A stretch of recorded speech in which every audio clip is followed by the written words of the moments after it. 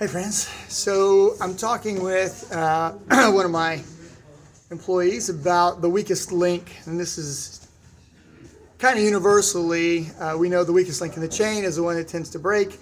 When it comes to the body, if you've got an injury, it will become the weakest link. And if you don't have an injury, kind of think of it like this. Imagine that you've got, steel cable that's being held together by a plastic ring. That plastic ring between the steel cable is just going to pop long before the steel cable pops. That's a gross exaggeration, but kind of think of it in terms of the body.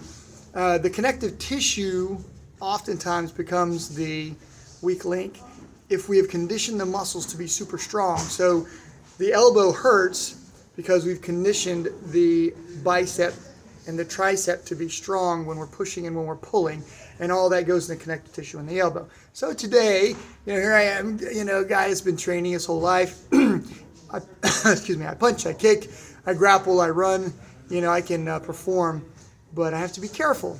My hamstrings have been tight, and I've been really trying to stretch them, and now I'm feeling it not in the hamstring, I'm feeling it right in the hip joint. So, right there, right where the bend, where the hamstrings really tie in, it's really, I can feel it just feel like it's pulling apart. So let's talk about doing a few things that's going to help that. So when we're looking at stretching, this stretch, right, works the groin muscle, right?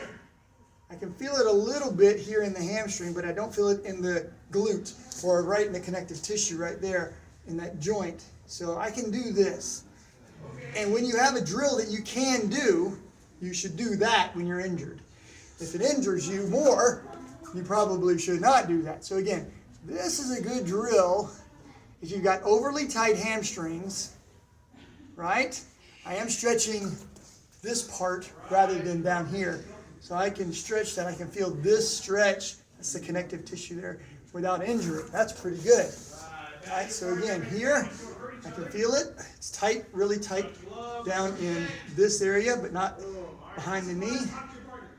So the upper part of the hamstrings, not too bad. Now, when I do move down and touch my toes, not too bad, right? I can definitely feel it tight in the lower back, tight through here, tight right behind the knees. Even the calves are a little tight. I can do this without pain. I can put my head down. I'm stretching pretty well. However, ballistic stretching can be dangerous. So, left leg, which is not feeling that, I should be able to stretch.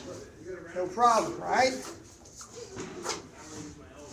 Let's try the right leg, all right? Let's see if I'm going to be gentle, but I can feel it. It's right there. That's not very high, right? So, all right, the ballistic stretch is a little bit uncomfortable. And again, here's why.